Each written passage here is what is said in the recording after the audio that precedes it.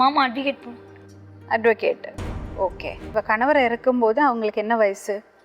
பாப்பாவுக்கு வந்து என்ன இருக்கும், ஒரு 1.5 வயசு 2 வயசு தான் இருக்கும். ஷோ, 1.5 வயசு தான் இருக்கும். உங்கள் மாமியார் வீட்டில் இருந்தீங்களா அம்மா அப்பா? இல்லை, அம்மா வீட்டில் தான் இருந்தோம் கல்யாணம் ஆனதுலேருந்து. ஏன் அப்படி? அம்மா ஒரே பொண்ணுன்றதுனால அம்மா கூடயே இருந்துட்டேன், செல்லமாக இருந்தேன், வீட்டிலே இருந்துட்டோம்.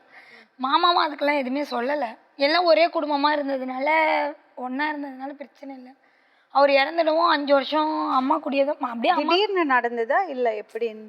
திடீர்னு தான் மேம் நடந்தது. என்னாச்சுன்னு தெரியல. திடீர்னு நல்லா தான் இருந்தார். வெளியூருக்கு போயிட்டு வந்தார்.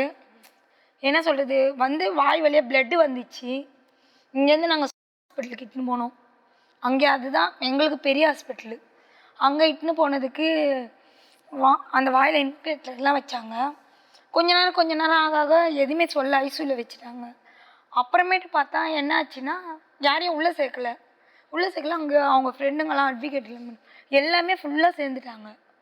அதனால் என்ன பண்ணாங்க, அங்கேருந்து ராஜீவ்காந்தி மருத்துவமனைன்னுவாங்க, அங்கே வந்து ஆம்புலன்ஸ் வச்சு அங்கேருந்து இங்கே அமிச்சாங்க. நைட்டு 8 மணிக்கெல்லாம் இறந்துட்டேன்ட்டு. அதுக்கடுத்து சாவு எடுத்தோம், எல்லாம் பண்ணோம்.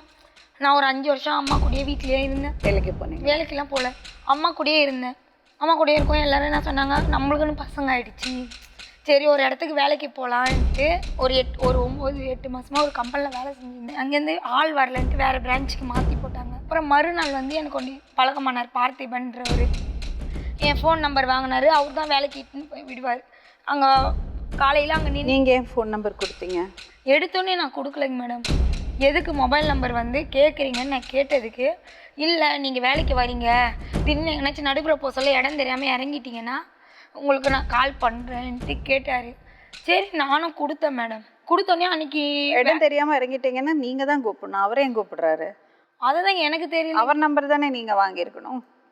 நான் அவர் நம்பரை நான் கேட்கவே இல்லை. துர்கா, ஃப்ரெண்ட்ஷிப் ஆயிடுச்சுன்னா சொல்லுங்க. ஆமா கேட்டாரு கொடுத்தேன்னு சொல்லுங்க. ஃப்ரெண்ட்ஷிப்லாம் இல்லைங்க. இந்த ஃபோன் நம்பர் கொடுக்கறது பழக்கம் இருக்குல்ல, இந்த ஃபோன் நம்பர் தெரிஞ்சவங்களுக்கு எல்லாம கொடுக்க கூடாது. இந்த ஃபோன்லேருந்து தான் அத்தனை பிரச்சனையும் உருவாகுறது. எனக்கு தெரியலைங்க மேடம். கேட்டாரு கொடுத்தா. அன்றைக்கி நைட்டே அவர் கால் பண்ணார் மேடம். பார்த்தீங்களா? அன்றைக்கி நைட்டே கால் பண்ணி, நீங்கள் வீட்டுக்கு போயிட்டீங்களா, என்ன பண்ணுறீங்க, ஏது பண்ணுறீங்க, நான் ஒரே வார்த்தை சொன்னேன், ஆஃபீஸ் வேலையை ஆஃபீஸோடு முடிச்சுக்கோங்க, வீட்டுக்கெல்லாம் கால் பண்ணுற வேலை வச்சுக்காதீங்க, என் ஃபேமிலி பெரிய ஃபேமிலி, தயவுசெய்து ஃபோனை வச்சுடுங்க என்று நான் கட் பண்ணிட்டு மறுநாள் வேலைக்கு வந்து, நீங்கள் எதுக்கு எனக்கு கால் பண்ணுறீங்க, உங்களுக்கு என்ன வேலை எனக்கு கால் பண்ணுறதுக்குன்னு கேட்டதுக்கு, இல்லை உங்கள் மேலே நான் ஒரு ஃப்ரெண்டாக தான் கேட்டேன்ட்டு சொல்லிட்டாங்க. அதோடு விட்டாங்க. அதோட கொஞ்ச நாள் கழிச்சு அப்படியே போக ஒரு மாதம் ஆகிடுச்சு. அவர் வந்து எனக்கு ஃபஸ்ட்டு நான் ஒரு நாள் சாப்பாடு எடுத்துகிட்டு போகல, கடகன்னு ஒரு போய் பிரியாணி வாங்கிட்டு வந்தார். வாங்கிட்டு வந்து 2 பேரும் உட்காந்து ஷேர் பண்ணி சாப்பிட்டோம். எவ்வளோங்க இதுன்னு, இல்லை எனக்கு காசுலாம் வேணாம், உங்களுக்கு 60 ரூபா, நான் 120 ரூபான்னு, உங்களுக்கு 60 ரூபா நான் கொடுத்துட்றேன்ட்டு உடனே கையிலேருந்து எடுத்து கொடுத்துட்டேன். என்னங்க இப்படி கொடுக்குறீங்க, ஃப்ரெண்டாக தானே ஃப்ரெண்டாக கூட இருக்கட்டும், எது அதில் ஃப்ரெண்டாக இருக்கணுமோ அது அதில் ஃப்ரெண்டாக இருக்கலான்ட்டு கொடுத்துட்டேன்.